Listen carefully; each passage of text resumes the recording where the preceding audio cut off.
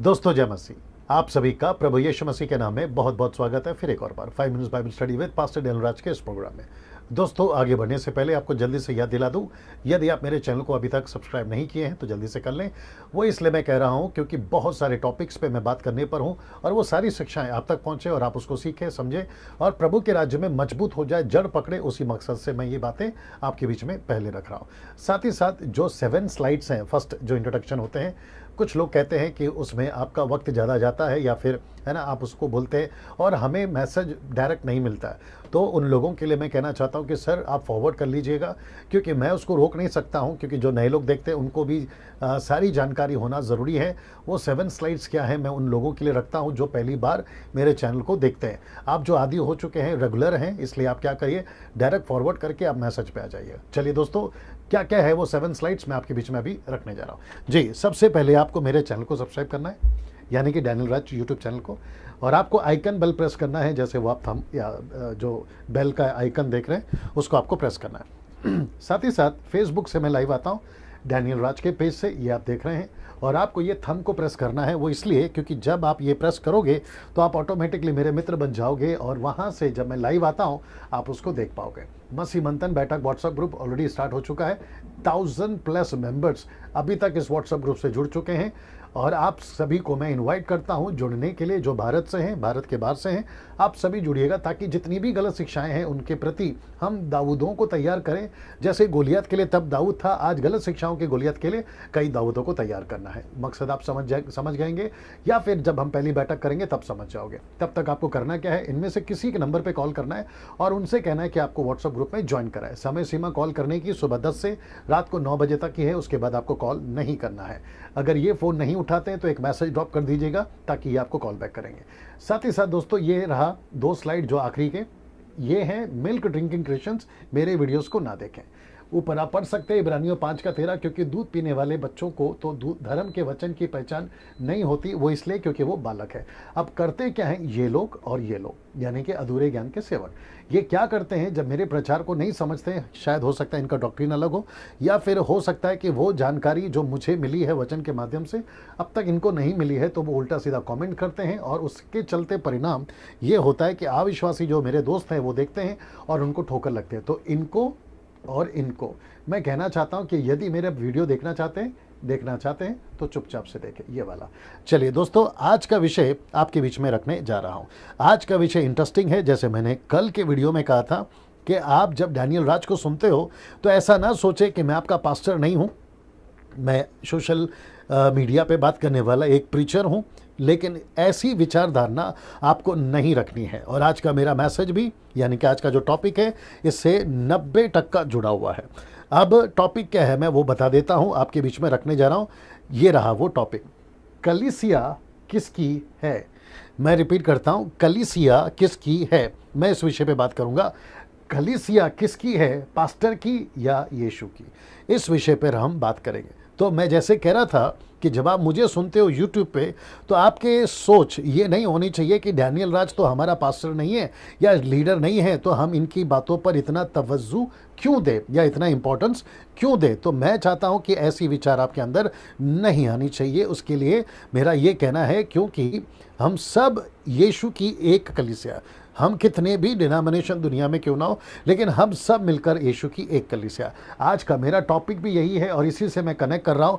और काफ़ी कॉल्स और काफ़ी मैसेजेस में मुझे बताया जाता है कि डैनियल भाई, कुछ पास्टर्स, खैर सब तो नहीं, लेकिन कुछ पास्टर्स अपने चर्च को कहते हैं कि उसकी वीडियो मत देखो, यूट्यूब पे वीडियो मत देखो, आप उनको फॉलो मत करो, आप इनको फॉलो मत करो, आप मुझे सुनो, आप मेरे चर्च के मेंबर हैं तो आपको मुझे ही सुनना है। ऐसी वाली बातों को जब मेरे दिमाग में आई या मुझ तक पहुंचाया गया, तब ये टॉपिक जो है आपके बीच में रखना मैंने ज़रूरी समझा कि कलीसिया किसकी है, पास्टर की या यीशु की। तो मैं समझता हूं कि जब आप इसको आखिर तक देखोगे, खैर ज़्यादा लंबा वीडियो नहीं होगा, लेकिन जैसे ही आपको ये वीडियो मिलता है और अगर आपको उचित और बिब्लिकल लगता है, कॉन्टेक्स्ट में लगता है, वचन के आधारित लगता है, तो मेरी आप सभी से विनती है कि जितना हो सकता है खूब शेयर करिए। फेसबुक पर, यूट्यूब पर, क्या कहते हैं, व्हाट्सएप पर, जितना हो सकता है खूब शेयर करिए। अगर आपको शेयर करने के बाद व्हाट्सएप पर, फेसबुक पर अगर आपको कुछ लोग ऐसे कहते हैं कि डैनियल राज की वीडियो हमको मत भेजो, या फिर है ना ऐसे कोई वीडियो मत भेजो, तो मैं कहता हूं कि उनको नहीं भेजना, लेकिन भेजना जारी रखिए। और मैं वापस कहता हूं कि जैसे यीशु को पसंद नहीं करते थे उन दिनों में, क्योंकि वो खरी बातें करते थे, ऐसे ही मुझ जैसे 10% प्रचारक जो हैं आज भारत में, शायद हो सकता है कि उनको पसंद नहीं करते होंगे, लेकिन हमारा काम है कि हम परमेश्वर के वचन को फैलाते जाए। ठीक है ना। चलिए यहां से मैं आगे बढ़ूंगा। कलीसिया किसकी है, पास्टर की या यीशु की? आइए कुछ वचन पहले पढ़ते हैं। 1 कुरिन्थियों 1:10 लिखा है कि हे भाइयों, मैं तुमसे यीशु मसीह जो हमारा प्रभु है उसके नाम के द्वारा विनती करता हूं। सी, वो कहता है मैं विनती करता हूं, रिक्वेस्ट करता हूं। क्या करता हूं? देखिए क्या कहता है कि तुम सब एक बात कहो। जी, वो कहता है कि तुम सब एक बात कहो। फिर कहता है मैं और तुम में फूट ना हो। फिर कहता है परंतु एक ही मन और एक ही मत। मत का मतलब है सिद्धांत, मत का मतलब है डिनोमिनेशन, मत का मतलब है पंथ। आप एक बात कहो, तुम में फूट ना हो, एक मन रहो और तुम एक मत के हो और एक मत में मिले रहो। तो इसका मतलब है, बड़े ध्यान से सुनिएगा, समझिएगा, इसका मतलब है कि पौलुस कुरिन्थियों की कलीसिया को, ऐसी कलीसिया जो उस वक्त में अपने टाइम पर बहुत पावरफुल कलीसिया थी, दानों की कोई घटी नहीं थी, चमत्कार तो पानियों की तरह बहता था, मुर्दे जिलाए जाते होंगे। पौलुस के रुमाल से या पतरस की परछाई से अगर तब होता होगा तो सोचिए जब कलीसिया अन्य जातियों में गई होगी तो कितने चमत्कार हुए होंगे। ऐसी कलीसिया जिसमें आत्माएं बचाई जा रही हैं, मैं समझता हूं कि लाखों की तादाद में लोग बचते होंगे उन दिनों में और अद्भुत चमत्कार करते होंगे। तो उन दिनों में ऐसा कुछ हुआ होगा जिसका टॉपिक मैंने ये रखा कि कलीसिया किसकी है, पास्टर की या यीशु की। तो ऐसे वक्त में पौलुस इस वचन को रख रहा है 1 कुरिन्थियों 1:10 में कि तुम एक बात कहो, तुम में फूट ना हो, एक मन रहो और एक मत, मतलब वन डिनोमिनेशन, एक पंथ, एक ही पंथ होकर मिले रहो। अब अगला देखिए क्या कहता है, उसका कॉन्टेक्स्ट देखिए। कहता है क्योंकि हे मेरे भाइयों, खलोई के घराने के लोगों ने मुझे तुम्हारे विषय में बताया है कि तुम में झगड़े हो रहे हैं। सीरियस झगड़े हो रहे हैं। ये झगड़े किस बात पे हो रहे, मैं वो भी बता देता हूं। वचन 12 कहता है कि मेरा कहना यह है, पौलुस कहता है मेरा कहना यह है कि तुम में से कोई तो अपने आप को पौलुस का और कोई अपोलुस का। इसका मतलब है कि यहाँ पे दो पावरफुल लीडर थे। एक था पौलुस जिसकी लेटर आज हमारे पास में है, 13 से 14 लेटर्स हैं। लेकिन ये जो व्यक्ति है ना, मैं भी इसको बहुत रिस्पेक्ट करता हूँ क्योंकि इसकी जिक्र प्रेरितों की किताब 8वें अध्याय में है, जहाँ पे एक्विला और प्रिस्किल्ला के द्वारा ये व्यक्ति पूरी तरह से परमेश्वर में जो है खरी शिक्षा में पाया गया था और इसके भी अद्भुत कार्य हुए होंगे। खैर इसकी लेटर तो हमारे पास नहीं है, लेकिन जब हम स्वर्ग में जाएंगे तो इसकी भी चर्चा हम सुनेंगे कि पौलुस और अपोलुस ये दो व्यक्ति ऐसे थे उन दिनों में और दोनों की चर्च बड़ी जोरों से चल रही थी। तो इसका एक चर्च था, इसका एक चर्च था, इसके भी लोग थे, इसके भी लोग थे, लोग इसको भी पसंद करते थे और इसके लोग इसको पसंद करते थे। ऐसे टाइम पे वो कहता है कि तुम में झगड़ा हो रहा है। इसको लेकर, किसको लेकर? कोई कहता है मैं पौलुस का हूं और कोई कहता है मैं अपोलुस का हूं, कोई कैफा का, कैफा का मतलब है पतरस का, कोई कहता है मसीह का। तो इसका मतलब है दोस्तों, एक है पौलुस का चर्च, दूसरा है अपोलुस का चर्च, तीसरा है कैफा यानी कि पतरस का चर्च। ये तो यीशु का चर्च तो है ही। तो ऐसे मिलाकर उनमें झगड़े चल रहे थे। मैं कुछ सेकंड इसको रख रहा हूं। ये झगड़े किस बात को लेकर हैं? कोई कहता है मेरा चर्च पौलुस का चर्च है, कोई कहता है मैं अपोलुस का चर्च का हूं, कोई कहता है मैं कैफा का चर्च का हूं और कोई कहता है मैं मसीह का चर्च का हूं। तो यहां पे 4 कैटेगरी मैंने आपके बीच में रख दी और आज का टॉपिक मैं फिर से दिखा देता हूं ताकि आप कनेक्ट हो जाएंगे कि कलीसिया किसकी है, क्वेश्चन मार्क, फिर वो पास्टर की है या यीशु की। आज की तारीख में बात कर रहा हूं यानी 21वीं सदी में। तो इसका मतलब है ये दो वचन अभी तक हमें बताता है, कहता है कि हम किसके हैं और कौन किसके फॉलो करता है या कौन किसके पीछे चलता है ना। दोस्तों वचन 13 को बड़े ध्यान से देखिएगा। क्या मसीह बट गया है?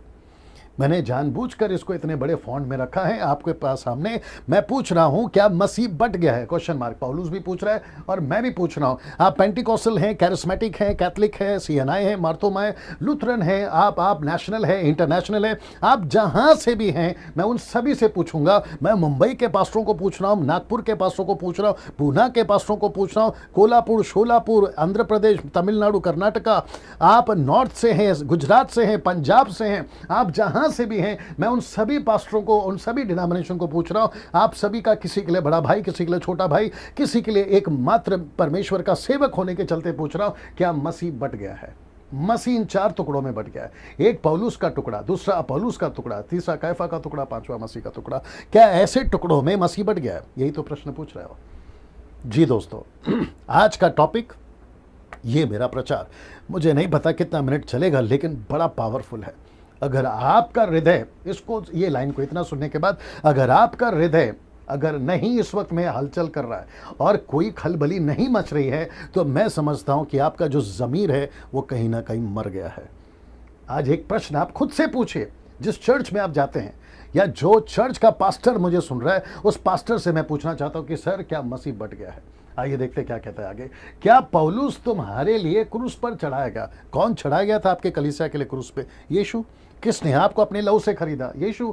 आपको किसने बचाया? यीशु। हम सब किसके हैं? यीशु। इसलिए तो वो प्रश्न यहां पर रख रहा है, क्या मसीह बट गया है? ना दोस्तों, ये तुम्हें या तुम्हें पौलुस के नाम पर बपतिस्मा मिला है, ये बातों को वो चर्च के कॉन्टेक्स्ट में बात कर रहा है ना। दोस्तों इसको देखिए, मैंने ये विषय क्यों चुना बात करने के लिए? मैंने इस विषय को क्यों चुना कि कलीसिया किसकी है, यीशु की या पतरस की, क्षमा करें, यीशु की या पास्टर की? इस विषय को मैंने क्यों चुना ना दोस्तों, कुछ कॉन्सेप्ट्स चल रहे हैं आजकल मसीह समाज में या मसीह मार्केट में। मैं जैसे कहता हूं, वो कौन से कॉन्सेप्ट है मैं आपके बीच में रखने जा रहा हूं। सबसे पहला कहते हैं मेरा चर्च तेरा चर्च, ये आजकल बड़े जोरों से चल रहा है।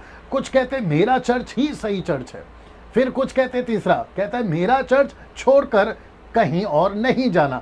इसका मतलब है, एक कॉन्सेप्ट क्या कहता है, मेरा चर्च तेरा चर्च, दूसरा कहते हैं मेरा चर्च ही सही है, फिर कुछ लोग कहते हैं मेरा चर्च छोड़कर कहीं नहीं जाना। तो इसका मतलब है दोस्तों कि ये कॉन्सेप्ट चल रहा है आज मसीह समाज में, इसलिए ये विषय को मैंने चुना ना। जो भी मुझे अभी सुन रहा है, मैं वापस कहता हूं, हम सब सर्वव्यापी यानी कि यूनिवर्सल चर्च के मेंबर्स हैं, हम सब एक हैं।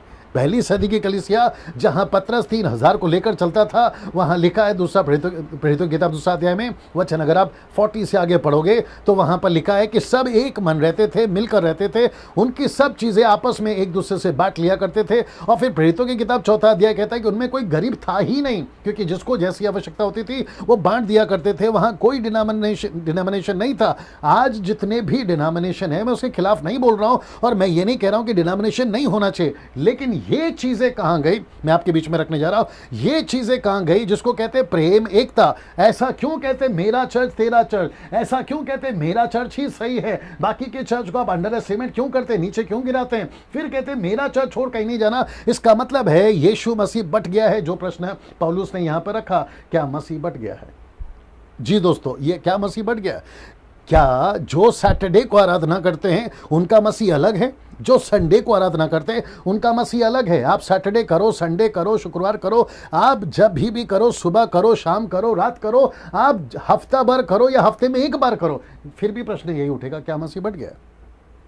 कोई कैसा भी करे, वो परमेश्वर का है, परमेश्वर उसको लेकर चलता है। अगर सिद्धांत सही है, पिता पुत्र पवित्र आत्मा वाले, मैं उसी कैटेगरी में बात कर रहा हूं। मैं माता यरूशलेम की बात नहीं कर रहा हूं, मैं मरियम की आराधना करने वालों की बात नहीं कर रहा हूं, मैं यीशु, केवल यीशु, उसकी बात नहीं कर रहा हूं। ऐसे और साथ ही साथ जवा विटनेस और सर्वशक्तिमान बिजली चमकने वाली बातें, मैं उन सब की तो बात ही नहीं कर रहा हूं, क्योंकि वो तो कल्ट ग्रुप में आता है। मैं बात कर रहा हूं जो पिता पुत्र पवित्र आत्मा को मानने वाले, ऐसी शिक्षा वाले जो संपूर्ण बाइबल को मानते हैं, मैं उनकी बात कर रहा हूं। उनमें मसीह क्यों बट गया, मैं वो कॉन्टेक्स्ट में आ रहा हूं ना। दोस्तों इसको देख लीजिएगा, बड़े ध्यान से देखिएगा। ये तो मैं इस वजह से आज का टॉपिक को चुना ना। मेरा चर्च तेरा चर्च, मेरा चर्च सही है, तेरा मेरा चर्च छोड़कर कहीं नहीं जाना, ऐसी जो बातें हैं आजकल चल रही है ना। आजकल कलीसिया के चक्कर में, मतलब कलीसिया चर्च के चक्कर में हम आपस में मिलकर रहना भूल गए हैं। जी दोस्तों, मैं रिपीट कर देता हूं कि आजकल कलीसिया के चक्कर में हम आपस में मिलकर रहना क्या हो गए हैं, भूल गए हैं। ये क्या चक्कर है कलीसिया का, डिनोमिनेशन का? मेरा चर्च बड़ा है, मेरा चर्च का डेकोरेशन बहुत अच्छा है, मेरा चर्च का पास्टर बहुत अच्छा है, पास्टर कहता है कि मेरी चर्च की क्वायर बहुत अच्छी है, मेरा चर्च का प्रचार बहुत अच्छा होता है, हमारे चर्च में तो अनॉइंटिंग आती है, हमारे चर्च में तो पवित्र आत्मा बहता है। ऐसा दूसरे चर्च में नहीं होता। कोई साइकिल वाला पास्टर है तो उसको BMW वाला पास्टर तुच्छ जानता है, BMW वाला साइकिल वाले को तुच्छ जानता है। मुझे नहीं समझ में आता। फिर प्रश्न उठता है, क्या मसीह बट गया? तो ऐसे चक्कर में हम क्या भूल गए हैं? आपस में मिलकर रहना भूल गए। आपका बड़ा चर्च है, आपको सलूट है, आप तक रखिए। किसी का झोपड़े पे चर्च है, उसको भी सलूट है, उसको भी अपने तक रखिए। लेकिन मेरा प्रश्न यह है कि झोपड़े वाला चर्च बड़े चर्च वाले को तुच्छ क्यों जानता है और बड़ा चर्च वाला छोटे चर्च को तुच्छ क्यों जानता है? ये आपस में मिलकर रहने वाली बातें कहाँ गई ना। यूहन्ना 17:20 बड़ा पावरफुल स्क्रिप्चर है। कहता है 17 का 20 में, मैं केवल इन्हीं के लिए विनती नहीं करता परंतु उनके लिए भी जो इनके वचन के द्वारा मुझ पर विश्वास करेंगे कि वे सब एक हों। ये यीशु की प्रार्थना है। 17वां अध्याय जो है वो यीशु की प्रार्थना है और कहता है पिता से वो प्रार्थना करता है कि जैसे हम एक हैं वैसे ये एक हों। तो इसका मतलब है कि जो चेले थे वो एक हों और जो चेलों के द्वारा वचन सुनकर यीशु पर विश्वास करेंगे वे भी एक हो। तो ये था पहली सदी और ये है 21वीं सदी। और अगर यही प्रचार में 22वीं सदी में किसी को प्रचार करते हुए या कोई प्रचार करते हुए तो ये वचन वहां तक के लिए लागू हो जाएगा। तो वहां पर भी एकता में रहना है और यहां पर भी एकता में रहना। ना इसको देखिए, सबसे बड़ा दान कौन सा है? बड़े ध्यान से सुनिएगा, आज सबसे बड़ा दान कौन सा है? कुछ लोग कहते हैं कि आप लोग अन्य भाषा में बात नहीं करते इसलिए हम आपसे कोई मेल जोल नहीं रखेंगे। कोई कहता है मेरे पास तो भविष्यवाणी का दान है। कोई कहता है मेरा पास्टर ने तो इतने मुर्दे जिंदा किए हैं। ये खास करके साउथ अफ्रीका से बहुत चलता है। कुछ लोग कहते हैं हमारा चर्च जो है वो बाकी चर्चों की तरह नहीं है, हमारे चर्च में तो हजारों की भीड़ आती है। तो मैं ऐसे लोगों को कहना चाहता हूं कि सर, सबसे बड़ा दान वो नहीं है कि आप कितनी भाषाओं में बात करते हैं, आप कितने मुर्दे जिला लिए हैं, आपने कितनी बड़ी कलीसिया बना ली है। सबसे बड़ा दान है ये 1 कुरिन्थियों 12:31। पौलुस कहता है तुम बड़े से बड़े वरदानों की धुन में रहो परंतु मैं तुम्हें और भी सबसे उत्तम मार्ग बताता हूं। और इसके ठीक अगला अध्याय है 13 और वचन 1 कहता है कि तुम पहाड़ों को हटा दो, अपनी संपत्ति कंगालों को खिला दो, तुम अपना शरीर जलने के लिए दे दो। लेकिन आपस में प्रेम नहीं है तो फिर तुम ठनठनाती पीतल और झनझनाती झांझ हो और तुम कुछ नहीं हो। तो इसका मतलब है सबसे बड़ा मार्ग क्या है? आपस में प्रेम करना, मिले रहना। ना इसको देखिए, 1 यूहन्ना 4:20 क्या कहता है? देखिए लिखा है, यदि कोई कहे कि मैं परमेश्वर से प्रेम रखता हूं, यदि कोई कहे मतलब ये कोई पास्टर कह सकता है, ये कोई चर्च का मेंबर कह सकता है, ये कोई डिनोमिनेशन कह सकता है, कहता है कि मैं परमेश्वर से प्रेम रखता हूं। और फिर अगला लाइन देखिए, कहता है अपने भाई से बैर रखे, मतलब दूसरे पास्टर से बैर रखे, दूसरे चर्च से बैर रखे, दूसरे चर्च के मेंबरों से बैर रखे, तो वो क्या है? वो झूठा है। आप कौन है, क्या है, उससे कोई फर्क नहीं पड़ता सर, लेकिन अगर आपस में प्रेम नहीं है तो तुम झूठे हो। फिर कहता है क्योंकि जो अपने भाई से जिसे उसने देखा है प्रेम नहीं रखता तो वह परमेश्वर तो जिस मैं वापस पढ़ देता हूं, क्योंकि जो अपने भाई से जिसे उसने देखा है प्रेम नहीं रखता तो वह परमेश्वर से भी जिसने उसे नहीं देखा प्रेम नहीं रख सकता। तो जिसको देख रहे हो उसको प्रेम नहीं रख रहे हो, तो जो नहीं दिखता परमेश्वर उससे तुम क्या प्रेम रखोगे बताइए? तो यहां पे लेखक कह रहा है, दरअसल में लेखक जो है ना वो तो हमारे कपड़े उतार रहा है, मतलब वो तो हमको शर्मिंदा कर रहा है, वो तो हमको यहां पर खुलेआम डांट लगा रहा है। इसको कहते हैं कि शॉल में लपेट कर चप्पल मार रहा है।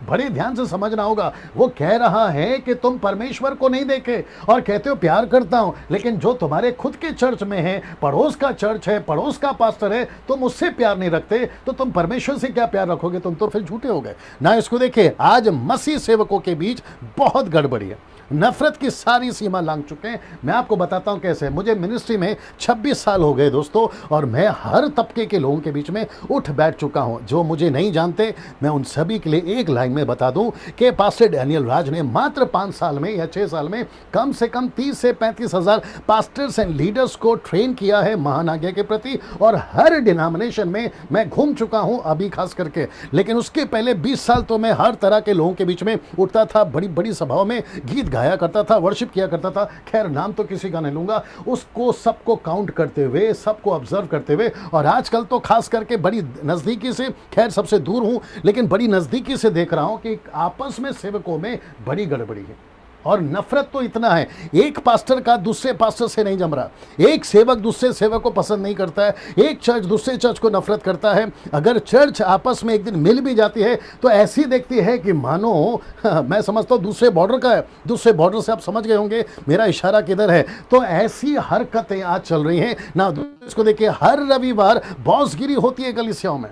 मैं रिपीट करता हूं कि हर रविवार बॉसगिरी होती है कलीसियाओं में। इसका मतलब क्या मालूम है? यहां नहीं जाना, उसको नहीं सुनना, वो पास्टर का चर्च ठीक नहीं है, ऐसी बॉसगिरी चलती है चर्च में।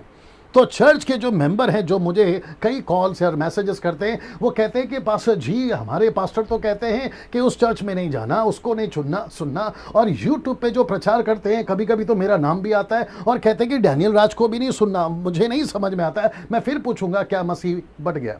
तो इसका मतलब है कलीसिया है किसकी? यीशु की या पास्टर की? अब यही तो प्रश्न उठ गया ना। अगर कलीसिया यीशु की है तो चर्च में बॉसगिरी क्यों चल रही है? जी, मैं रिपीट कर रहा हूँ, अगर कलीसिया यीशु की है तो चर्च में बॉसगिरी क्यों चल रही है? पास्टर को अभी मोदी साहब का नाम बीच में आ जाएगा, फिर भी बता देता हूं।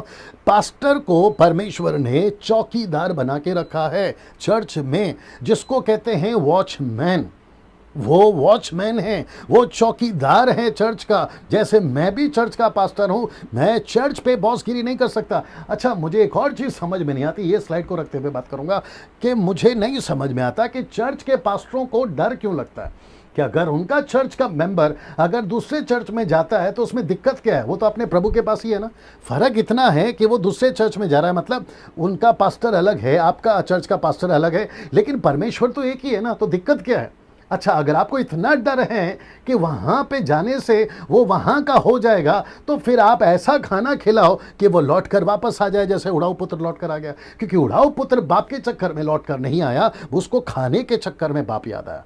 तो वैसे ही आपका चर्च का मेंबर भले किसी भी कोने में चले जाए, वो लौटकर आप ही के पास में आएगा, क्योंकि जो खाना आप खिला रहे हो सकता है दूसरा चर्च का पास्टर नहीं खिला रहा है। तो फिर आपको डर किस बात की है? अच्छा, ये क्यों कहते हो कि उसको नहीं सुनना, इसको नहीं सुनना? क्यों उसमें इतना डर क्यों है? अगर आप सही सिखा रहे हो, वचन को सिखा रहे हो, तो फिर आपको डरना नहीं चाहिए। अच्छा, डरते कौन है, भेजते कौन नहीं है? जिसकी खुद की स्टडी सही नहीं है, जिसका खुद का वचन सही नहीं है, वो डर के मारे। और मैं आपको ये बता दूं, अगर ऐसा कोई पास्टर अभी मुझे सुन रहा है, मैं उनको बताना चाहता हूं कि सर, आप जितना दबा दबा के रखोगे चर्च के मेंबर, अगर जिस दिन होशियार हो गए ना, आपकी सारी धमकियों को लांग कर वो जरूर वहां चले जाएंगे। क्योंकि वचन कहता है, मेरी भीड़ मेरी आवाज सुनेगी।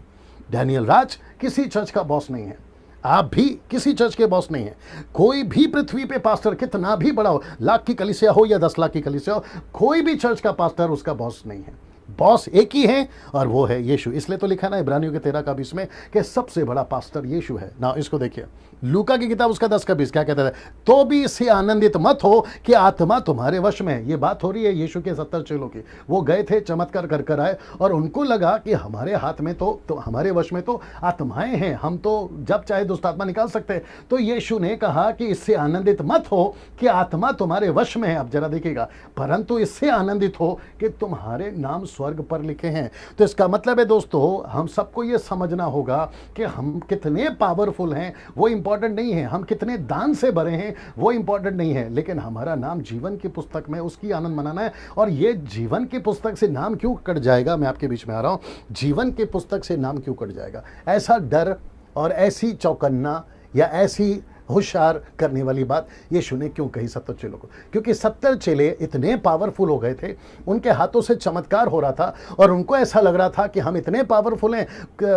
70 में से कोई किसी को कहता होगा, अरे मैंने तो इतनी दुष्ट आत्मा निकाली, तूने कितनी निकाली? अरे मैंने तो इतने मुर्दे जिंदा किया, तूने कितने किया? अरे मेरी भीड़ तो बहुत है, तेरी भीड़ कितनी है? उसके चक्कर में यीशु ने कहा कि इसके चक्कर में कहीं तुम आपस में नफरत ना कर बैठो, तुम में कहीं आशमा ना आ जाए, ऐसी कोई बातें ना आ जाए और उसके चलते तुम्हारा नाम जीवन की पुस्तक से ना कट जाए। उसके चलते यीशु ने ये वार्निंग दी है। अब आपको समझना होगा दोस्तों, आज का टॉपिक कलीसिया किसकी है, पास्टर की या यीशु की? अगर आप इतना समझ गए, मैं चाहता हूं इसको खूब शेयर करिए, लोगों तक पहुंचाइए और पास्टरों को ज्यादा पहुंचाइए, ताकि हम सब मिलकर रहें। एक कलीसिया है, एक बैनर है, और जब हम स्वर्ग में जाएंगे ना, तो वहां पेंटिकॉस्टल, कैरिस्मेटिक ये सब नहीं चलेगा, वहां एक ही चलेगा, यीशु की दुल्हन। अगर आप इतना समझ गए, मैं समझता हूं कि हम लोग काफी कुछ काम कर पाएंगे। अगले वीडियो में फिर मुलाकात होगी। प्रभु आपको आशीष दे।